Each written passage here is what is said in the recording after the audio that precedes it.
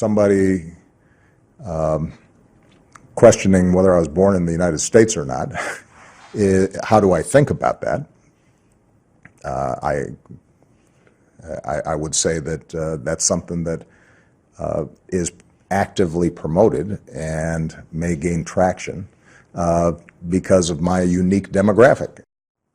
What he means is he's black. Now, you know, I know that he was called the first clean, articulate black man ever to run for president, or African American ever to run for president, but there have been others, including Al Sharpton. I don't recall anybody questioning his birth certificate, or Shirley Chisholm, or Alan Keyes, or, you know, or right on down the line, Jesse Jackson. I don't recall people saying, oh, they weren't born in the United States.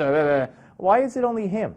Why is it only him who won't release his college records, even though Donald Trump was going to contribute $5 million to Obama's charities of choice just for releasing his college records? Why? Has nothing to do with the fact that he's got black skin. It's who he is. And joining us on the Malzberg panel is Jane Velez-Mitchell, founder of JaneUnchained.com, New York Times bestselling author, and author of Addict Nation, an intervention for America. And it reminds me of the Seinfeld episode, we're having an intervention.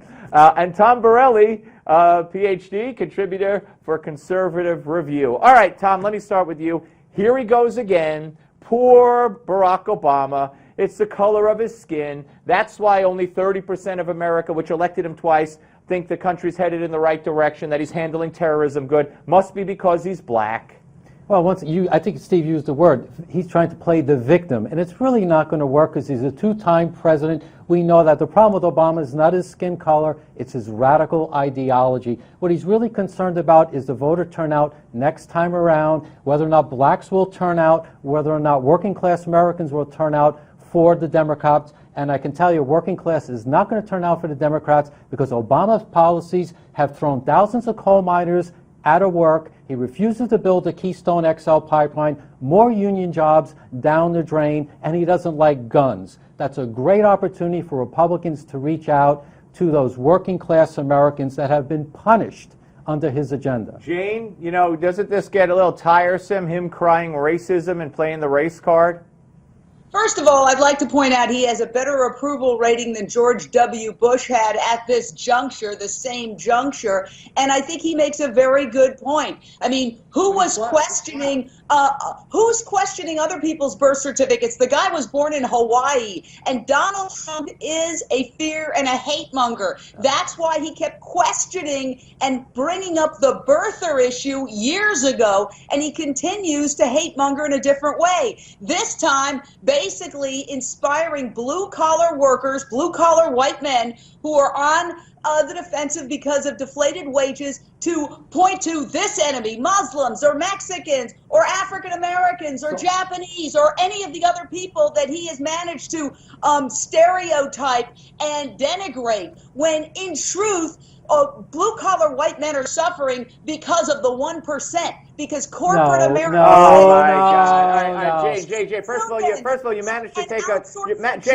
take a specific question and obfuscate and just blow it up into a million different directions. But Tom, if anybody is to blame for the plight of blue-collar Americans or the plight of women in the workforce in this country, it's Barack Obama and his failed economic policies for 8 years. Regulations after regulations, truck driver regulations, throwing coal miners out of work, not building the Keystone XL pipeline, banking regulations, Obamacare, on and on and on. People have lost their insurance. The deductibles they can't afford when they see the doctor. The middle class is feeling the squeeze. It's all Obama's policies. Unemployment is the lowest it's been in 7 years, and there are more people insured today than the labor participation rate? Jane, the labor participation rate is abysmal, the worst it's been in over 40 years. And blacks are suffering the most under his policies. Listen, I agree we have problems, but I think that's because we've got a shifting, dynamic technology is allowing people to work from anywhere, so big corporations are outsourcing their jobs to India, China, and all over the world. You can't blame Barack Obama for that. Why didn't he try to end the corporate tax and so the corporations would stay in the United States and bring their money here? We saw Tim Cook from Apple saying he's going to keep his money over there because it would come over here and be taxed at 40%. That's I not think smart they're keeping economics. their money Why over does there the at their United States employers have the over there highest because you have corporate a tax workforce rate? that's better trained to deal with high technology. Why does America have the highest corporate tax rate and Obama has done zero? All right, guys, I want to move on also. Barack Obama, there's a piece out today at Yahoo about how he's going to test his executive powers and the executive powers of the presidency in a way that we haven't seen. He's going to issue executive orders, I believe, on Gitmo, executive orders on guns, maybe ammunition, and that's just a start. The courts have already ruled against him on his immigration executive order. That's going to the Supreme Court. Jane, does this man know no limit? Listen, the Republican Party has become the party of no, completely obstructionist. They're allowed to. They're allowed to. Harry Reid. To agree with Obama, so at least they'd have some credibility. But if they hate everything he does, then what? He has a mandate. Hey, they just, Jane, they just gave him everything he wanted in his spending bill. No? Well, listen, we got somebody, Paul Ryan, who at least has a head on his shoulders and is not an extremist. And now he's being attacked by the Republicans because he's reasonable and wants and you know what? And Tom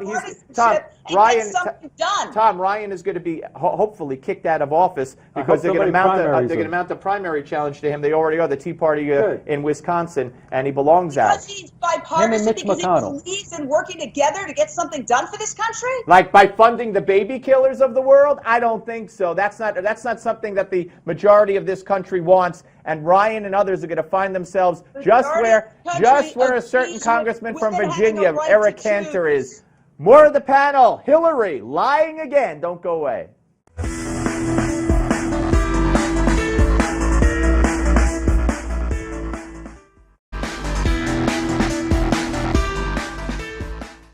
And we also need to make sure that the really discriminatory messages that Trump is sending around the world don't fall on receptive ears. He is becoming ISIS's best recruiter.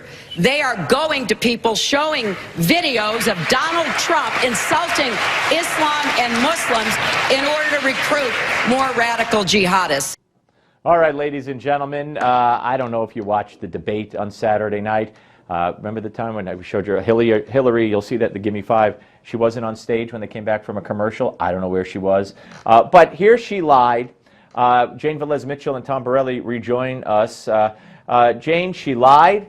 She said ISIS is showing a video. She has this little tendency to lie about videos. I don't know what that is.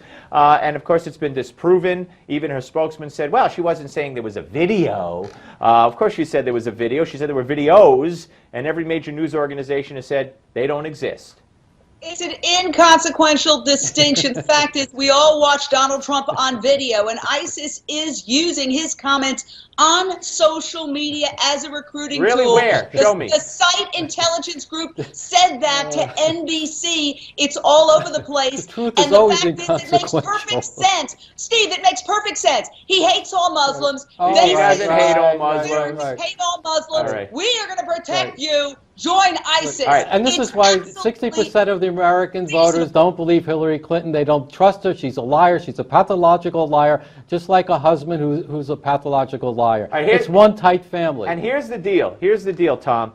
No matter what it is, whether it's bombing ISIS training camps, whether it's bombing the oil fields, whether it's bombing the trucks, whether it's sending ground troops in, whether it's keeping Gitmo open, whether it's saying it's Islamic terrorism, whether it's more scrutiny over Muslims coming into this country, every one of those common sense procedures to keep us safe is exactly what ISIS wants, so we can't do it. And let's remember who created ISIS, none other than President Obama and Secretary of State Hillary Clinton. And Libya is a complete mess. A complete mess because she wanted to get rid of Gaddafi. She did. Congratulations, Miss Clinton. You know who's running ISIS? Former military brass of Saddam Hussein's army. And who let them loose?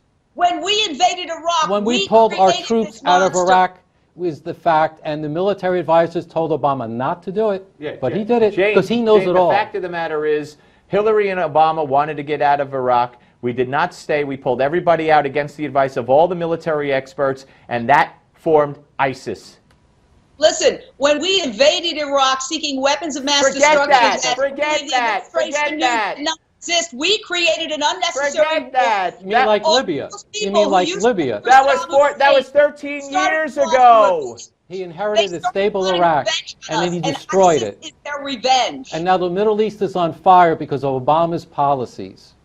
Yep, that's absolutely true. And you know what? There's only one person on the Republican side who actually said it during the Republican debate, and that was Carly Fiorina. She said, I want to be very clear, Hillary Clinton and Barack Obama are responsible for ISIS, because everybody else is giving all these theories, Assad, blah, blah, blah. What do you think about... He has zero credibility. Tom, what do you think about Lindsey Graham dropping out? Well, it's about time. I don't think he ever should have been in the race in the first time. He has a horrible record in terms of voting conservative. He has an F on conservative reviews website that judges elected officials, so I'm glad he's out. What about I it, just Gene? hope a lot of others follow suit, like Chris Christie and all of these also rants that don't have a snowball's chance in hell. Let them get out as well. Hey, we agree. Well, all right. Well, you know, I just got to say that, you know, as far as Hillary apologizing, you think Hillary will ever apologize, Jane, to Trump for making up the story about the video? Well, first, I think Trump should apologize by claiming there's a video of thousands of Muslims in New Jersey cheering the All destruction right. of Again, the not World Trade talking about the Center, issue at which hand. was a total lie. Tom, Alan, what do you think? Oh, she'll never apologize. She doesn't, I don't think the woman knows the difference between the truth and a lie. Yeah, I don't She's know so what she was confused. doing. I don't know what she was doing when she was off stage when she had to come back on during the middle of the debate. But I think it was she should have waited till the whole section was over. She came back on, caused a ruckus, and said sorry. You know what's awkward? Giving the wrong crown to Miss Universe. Yeah, that was that's what true. I'd call All right, it. guys, great talking to you, Jane and Tom. Thank you very much. Former Senator Alan Simpson's next.